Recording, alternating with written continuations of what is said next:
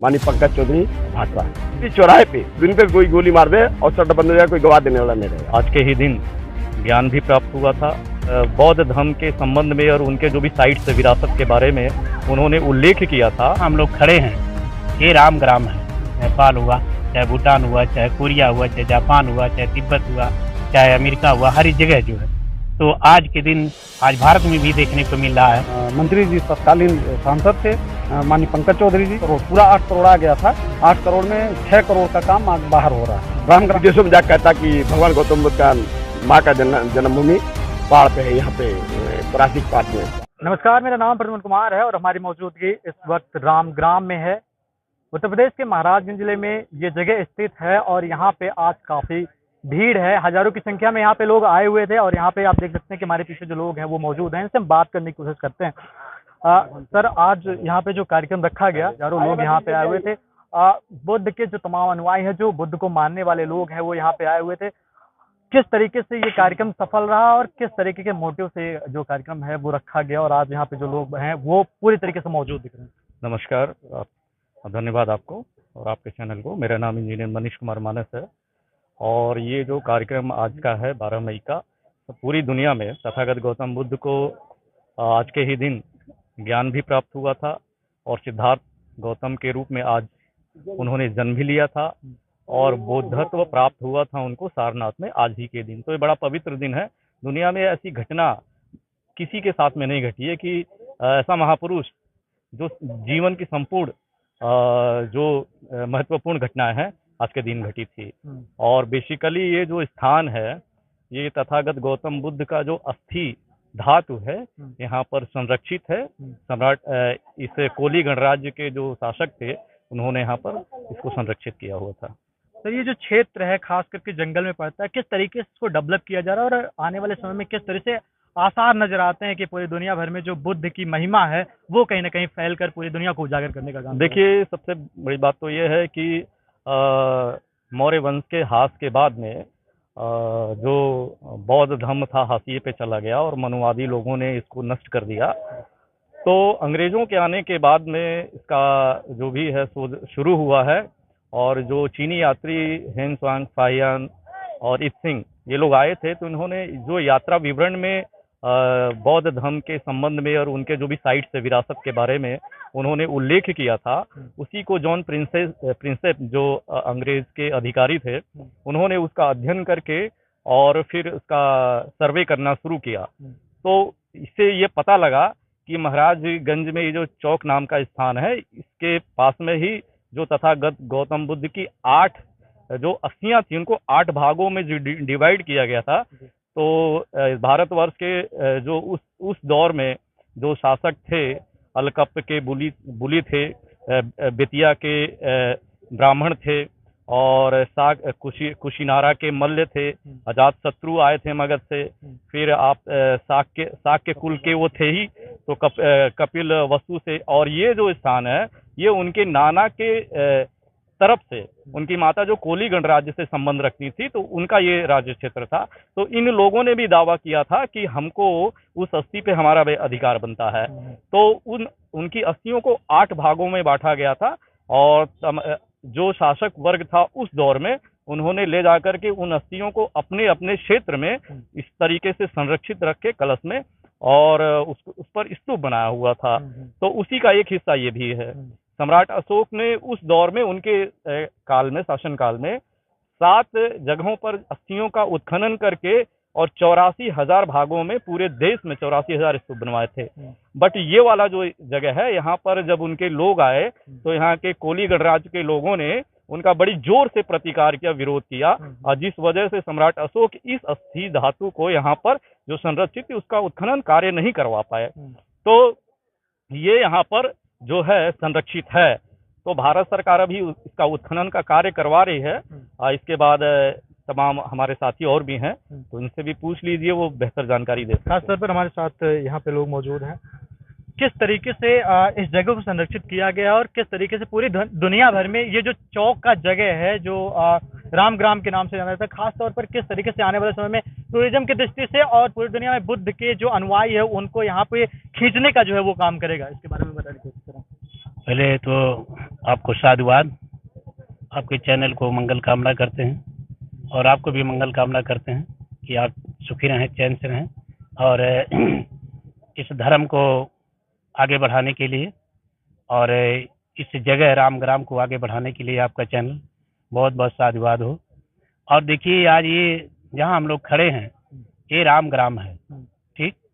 ये राम ग्राम तथागत भगवान बुद्ध का ससुराल था, ठीक। ये राम ग्राम और यहाँ के राजा जो उनकी भगवान बुद्ध की अस्थियां थी 8वां भाग, ये जो देख रहे हैं यहाँ पे जो ये लगा है तो ये ही अस्थियां है, ठीक। और इसका विकास करने के लिए हमारी सरकार, भारत सरकार जो काम कर रही है बहुत बेजोड़ कर रही है, ताकि यहाँ देखिए पर्यटन विभाग भी अपना लगे हुए हैं, सब हर जगह क्षेत्र में जो है सब काम हो रहा है यहाँ। और जल्द ही चंद दिन में इसका खुदाई होकर के उजागर हो जाएगा और यहाँ पर्यटन विभाग अपना सारी जमीन को संरक्षित करेगा और यहाँ दूर दूर से सब देश विदेश से सब आना शुरू कर देंगे। और जब ये खुदाई होकर के तैयार होगा तो ये स्तूपा का पूजा होगा, हर एक हफ्ते में पर डे पूजा होगा। लोग आएंगे इस क्षेत्र से, देखिए हम लोग आए हैं फरंदा विधानसभा से, ठीक। फरंदा विधानसभा से 3 जगह हम पूजा करके आ रहे हैं। हम देख रहे हैं कि बनरसिया कला में जो डेवलपमेंट का काम है वो कहीं ना कहीं अब देखने को मिल रहा है, क्योंकि लाइब्रेरी और तमाम, क्योंकि अभी ओपन नहीं किया गया पब्लिक के लिए, लेकिन काम चल रहा है। क्या उस तरीके से इसका भी डेवलप करना, क्या पॉसिबिलिटी है कि आने वाले समय में इसका भी होगा, उससे ज्यादा होगा इसका, क्योंकि यह जिले के सटे हुए है और मंत्री जी रहेंगे जब तो निश्चित है कि देवदास से भी ज्यादा यहाँ डेवलप होगा और यहाँ जितनी भी जमीनें हैं सब संरक्षित करेंगे हमारे मंत्री जी। और हम लोग यही चाहते हैं, उनको साधुवाद भी। आज का जो कार्यक्रम रहा वो कितना बहुत सफल रहा है आज का कार्यक्रम। आज का कार्यक्रम भगवान बुद्ध के जन्म के दिन पे बहुत कार्य सफल रहा और क्षेत्र के हर कोने कोने से लोग आए यहाँ और भगवान बुद्ध का पूजा किए, उनके जन्म पे जो है बधाइयाँ सब दिए हर जगह। और आज तो पूरे विश्व में तथागत भगवान बुद्ध का जो है जन्मदिन मनाया जा रहा है, खाली भारत भर में नहीं। भारत में तो बहुत कम है, लेकिन विदेशों में तो देखिए पूरा 1 महीने से चल रहा है इनकी तैयारियां। आज पूरा धूमधाम से, चाहे नेपाल हुआ, चाहे भूटान हुआ, चाहे कोरिया हुआ, चाहे जापान हुआ, चाहे तिब्बत हुआ, चाहे अमेरिका हुआ, हर जगह जो है। तो आज के दिन आज भारत में भी देखने को मिल रहा है कि यहाँ के लोग भी जागृत हुए हैं और इस धर्म को धीरे धीरे पहचान रहे हैं, जान रहे हैं और जो है सब बड़ी धूमधाम से मनाए हैं तथागत भगवान बुद्ध की जन्मदिन।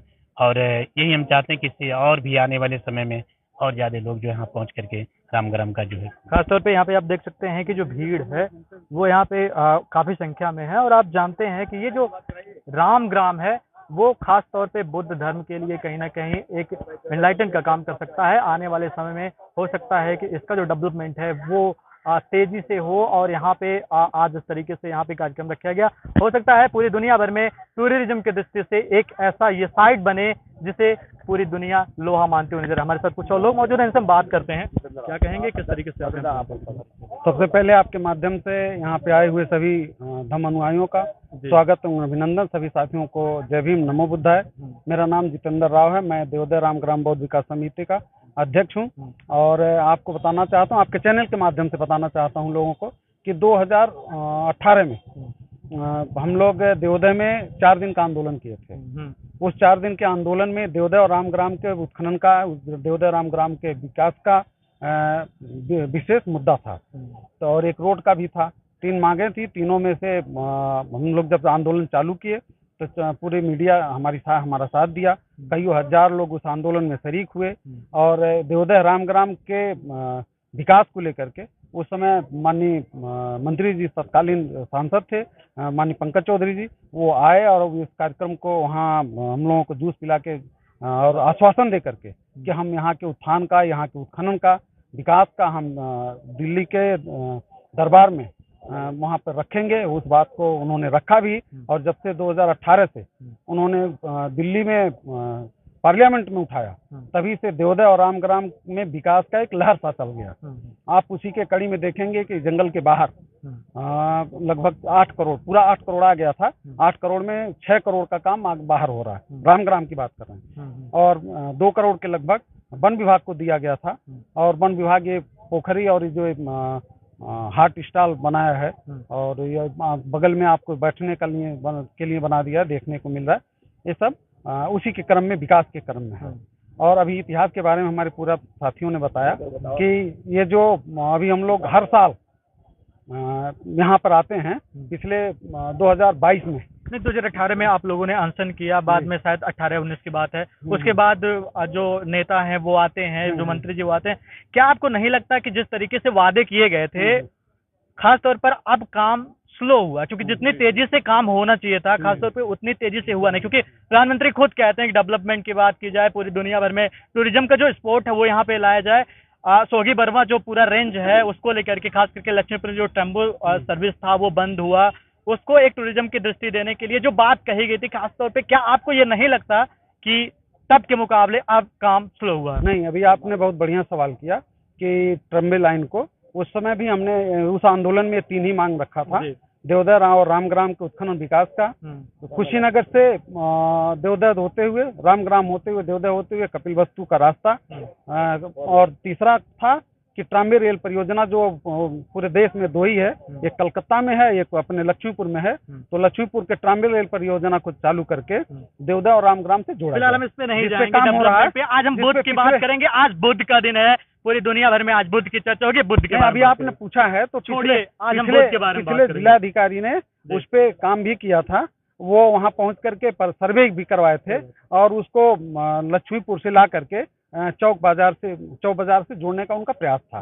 लेकिन अभी आपने कहा कि स्लो पड़ गया, तो सही है, वो परियोजना स्लो है। लेकिन आज बुद्ध पूर्णिमा के मंगल अवसर पे आपने सवाल किया है कि ये इससे भी ज्यादा होना चाहिए, तो अभी तो 8 करोड़ का हो रहा है, फिर आगे भी आ रहा है। देवोदय में आपको कई 100 करोड़ का काम शुरू हो गया, 10 एकड़ जमीन खरीदी गई, 6 करोड़ का काम अभी मतलब पर्यटन विभाग की तरफ से खत्म होने के कगार पे है, और 3 करोड़ का काम हो करके डाक बंगला, विपश्यना हॉल और रोड पथ, गेट, ये सब बन के तैयार हो गया, जिसमें आज हम लोग पूज्य भिक्षु संघ के नेतृत्व में पूजा वंदना की कृष्ण पंचशील लिया है, वहाँ धमदेशना आप लोगों का हुआ है।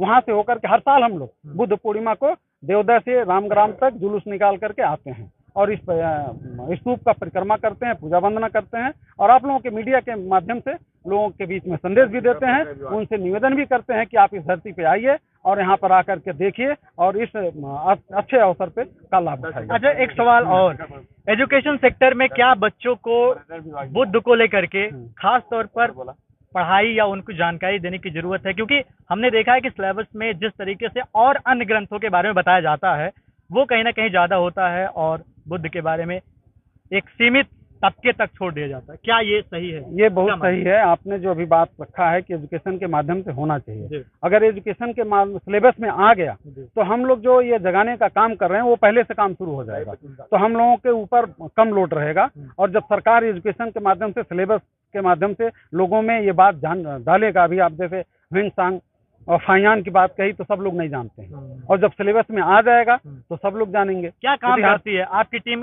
जो आपका संगठन है, जो आप लोग हैं, जो खास तौर पे जिले के लोग हैं, ऐसा क्या काम कर रही है कि आने वाले समय में हो सकता है कि लोग मजबूर हों और इसको आने वाले समय में सिलेबस में और अन्य जगहों पे बुद्ध की जो चीजें हैं उसको बढ़ावा दिया जाए?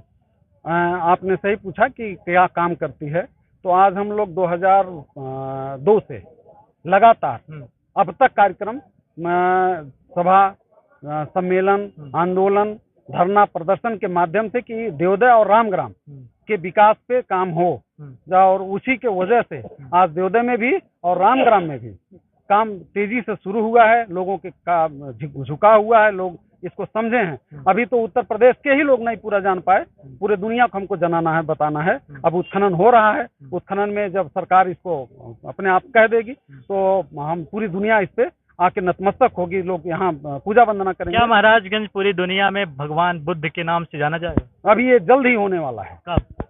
ये जो अभी उत्खनन हुआ है, इसके अगले साल भी एक उत्खनन होगा, उसमें साबित हो जाएगा कि ये रामग्राम है और भगवान बुद्ध के 8वां स्तूप जो रामग्राम के कोलियों को दिया गया था, और रामग्राम के कोलियों ने बहुत सुंदर और विशाल स्तूप बनाया था, वो स्तूप यही है। तो जो ये साबित होगा त्यों दुनिया के लोग यहाँ आकर के अपना बुद्ध विहार बनाएंगे। देवोदय कमेटी के मैं उपाध्यक्ष हूँ, देवोदय रामग्राम कमेटी के। मेरा नाम महेंद्र जायसवाल है, मैं सोनली गुरुद्वार प्रधान रहा। हम लोगों ने अपने समाज से, व्यापारी समाज से रामग्राम और देवदा के लिए चंदा मांग करके धरना प्रदर्शन से लेकर के हम लोगों ने विकास करवाया। और इसके पहले 22-23 साल हो गए हम लोग करते हुए, किसी पार्टी किसी सरकार कोई नहीं इस पे ध्यान दिया कौन? माननीय पंकज चौधरी भाजपा, उनके नेतृत्व में हम लोगों ने अपना पूरा समय लगाया, क्योंकि हम बौद्ध धर्म अपनाए नहीं है, मैं सनातन धर्म का हूँ। और मैं बॉर्डर पर रह करके अब और वहाँ के जो पूर्व प्रधानमंत्री था प्रचंड, वो विदेशों में जाकर कहता कि भगवान गौतम बुद्ध का माँ का जन्मभूमि पहाड़ पे है, यहाँ पे परासी के पास में पहाड़ पे है, वो विदेशों में जाकर शो करता है। तो हम लोगों ने उस बॉर्डर पे इंडिया गेट पे अपना बड़ा बड़ा बोर्ड लगा करके नेपालियों को, प्रधानमंत्रियों को बताते थे कि देवदा यहाँ पे है, रामग्राम देवदा भगवान गौतम बुद्ध के ननियाल बनरसिया में है। तो हम लोगों ने इस तरीके से उस समय से लेकर के क्या हम भाषण में बोलते रहते हैं कि प्रचंड जो है अपने नेपाल के लिए, लुम्बिनी में जन्म है, पूरा दुनिया जानता भगवान गौतम बुद्ध का, लेकिन उनकी माँ का जन्मभूमि वो सिद्ध करना चाहता है कि रामग्राम वहाँ पे पहाड़ पे है। कहीं ना कहीं ये भी एक संघर्ष का हो रहा, क्योंकि जी तो हम लोगों ने पूरा त्याग किया है, यहाँ तक कि देवदा के लिए जितेंद्र राव के नेतृत्व में हमारे अध्यक्ष हैं देवदा रामग्राम विकास कमेटी के, इनके नेतृत्व में हम लोगों ने 4 दिन, मेरे ऊपर इतना खतरा रहता है, मैं 4 दिन उस धरती पे मुरली चौराहे पे दिन पे कोई गोली मार दे और सट्टा बंद हो जाए, कोई गवाह देने वाला नहीं रहेगा। हम लोगों ने सोया, और सोया मरा एक ही होता है। तो हम लोगों ने इस धरती के लिए किया, और वहाँ के लोग, अगल बगल के गांव के लोग कहते थे कि एक बॉर्डर से आता है, एक जंगल से आता है, टेढ़ी से, ये लोग को पता है कि यहाँ देवदा क्या उनका वो है। और हम लोग का 14 अक्टूबर को 7 दिन 5 दिन दिवसीय कार्यक्रम होता है, पोस्टर काट के ले जाते हैं सब। आज वही गांव के लोग देख रहे हैं, ये कौन काट लेता है? वही के लोग जो विरोध करते थे कि ये लोग आके कहते हैं कि उनका जमीन चला जाएगा, 89 एकड़ जमीन जो है, और हमारी भारत सरकार अभी 10 एकड़ पर्यटन विभाग एक्वायर किया है 4 गुना देकर। क्या ये किसी की बदमाशी या चालसाज हो सकती है? हाँ बिल्कुल हो सकता है, बिल्कुल हो सकता है। मानो क्या बोलते हैं ये मनवादी व्यवस्था वाले, जो हम लोग का इसके पहले 4 दिन 7 दिन का 5 दिन का दिवसीय कार्यक्रम था, हम लोग 7 दिन 5 दिन कोरोना काल में 1-1 दिन 2-2 दिन हम लोग वहाँ पे कार्यक्रम किए। लेकिन अभी छठ माह का त्योहार आता है, 3 दिन का उनको परमिशन मिल जाता है। दशहरे का दिन आता है तो उनको जो है 9 दिन का 10 दिन का परमिशन मिल जाता है। हम लोगों ने 5 दिन का कार्यक्रम था, 14 अक्टूबर से लेकर 18 तक का जो है, वहाँ के मनवादी स्थानीय नेता लोग हम लोग कार्यक्रम को करने नहीं दिए। 11 बजे से लेकर के 2 बजे तक टाइम दिए, 3 घंटा। हमने कहा अपने कमेटी अध्यक्ष जी, चलिए धरने बैठा जाए, डीएम को घेर दिया जाए, ताकि दुनिया जाने कि भगवान गौतम बुद्ध का ये जन्मदिन जो क्या बोलते हैं 14 अक्टूबर मनाते हैं हम लोग, तो क्यों नहीं परमिशन दिया गया? नहीं, एक तरफ आप कहते हैं कि भारतीय जनता पार्टी के जो बड़े नेता हैं, इसमें केंद्रीय वित्त राज्य मंत्री पंकज चौधरी हैं, वो आपकी संरक्षण करते हैं, खासतौर पे आपके लीडर हैं, उन्होंने आवाज भी उठाई। बिल्कुल। और एक बार आप कह रहे हैं कि कुछ नेता हैं जो खासतौर पर कुछ है मनवादी व्यवस्था वाले, कुछ हैं, अब नाम नहीं बता सकते। भाजपा से वो रिलेटेड आते हैं पंकज चौधरी जी, और आप फिर आखिर वो कौन लोग? नहीं, वो मैं नाम नहीं खोल सकता। वो जो उसके जो है अलावा विभाग है या गोपनीय विभाग है, सब जानते हैं। और हम लोगों ने इतना खेद हुआ कि 3 घंटा में कोई पूजा अर्चना करेगा, 11 से लेकर के 2 बजे तक 5 दिन कार्यक्रम को टाल दिया गया। हमने कहा चलिए डीएम को घेर दिया जाए, और वहाँ जब घेरा जाएगा, हमारे बौद्ध धर्म के जितने भी अनुयायी हैं, चाहे वो भंते जी लोग हैं, चाहे हमारे बौद्ध धर्म को मानने वाले हैं, सब जिले पर आ जाएंगे, सब 1 सेकंड नहीं लगता। वही प्रधानमंत्री जी मोदी जी अभी डीएम को और स्थानीय नेता से उनको डाल देते डंडा, और मुख्यमंत्री जी भी डाल देते डंडा कि क्यों नहीं दिया गया कार्यक्रम को। क्योंकि वो लोग चाहते हैं कि मंदिर का विकास हो, बौद्ध धर्म का विकास हो, मस्जिद का विकास हो, सबका विकास करने के लिए मोदी जी ने अपना पिटारा खोल दिया है। आज जो विकास हो रहा है, जो हम लोग मांग पत्र के हम लोग माध्यम किया गया, किसके नेतृत्व में हुआ? माननीय पंकज चौधरी, योगी मोदी जी के नेतृत्व में हुआ। क्या बीच के कुछ बिचौलिए हैं जो ये सब खेल कर रहे हैं? क्या खेल कर रहे हैं? वो मिट जाएंगे। भगवान गौतम बुद्ध का जो धरती का विरोध किया, उनको को हो जाएगा, लूला अंधे हो जाएंगे, जमानत जब्त हो जाएगी, चुनाव लड़ेंगे तो जान लीजिए। फिलहाल ये संघर्ष की जो कहानी है वो काफी लंबी है, और ये संघर्ष अब दिख भी रहा है। आप देख सकते हैं कि यहाँ आज हजारों 2-4 हजार की संख्या में जो लोग हैं वो यहाँ पहुंचे थे। तो ये संघर्ष की कहानी है, और जब आप यहीं से जाएंगे बनरसिया कला तो आपको देखने को मिलेगा कि अब लाइब्रेरी के तौर पे और संग्रहालय के तौर पर भगवान बुद्ध की वहाँ पे कुछ मूर्तियाँ, कुछ अवशेष भी आपको देखने को मिलेंगी। और आने वाले समय में जिस तरीके से इन लोगों ने इस धरती के लिए संघर्ष किया है, हो सकता है वर्ल्ड के साइड पे महाराजगंज टूरिज्म की दृष्टि से भगवान बुद्ध के नाम के अलग अलग तत्वों से जाना जाए और पूरी दुनिया भर में जिस तरीके से उनके ज्ञान से उजाला प्राप्त होता है, उसको लेकर इसी धरती से पूरी दुनिया में उजाला प्राप्त हो। कैमरा पर्सन रघुवर कुमार के साथ मैं प्रद्युम्न कुमार, उत्तर प्रदेश, महाराजगंज।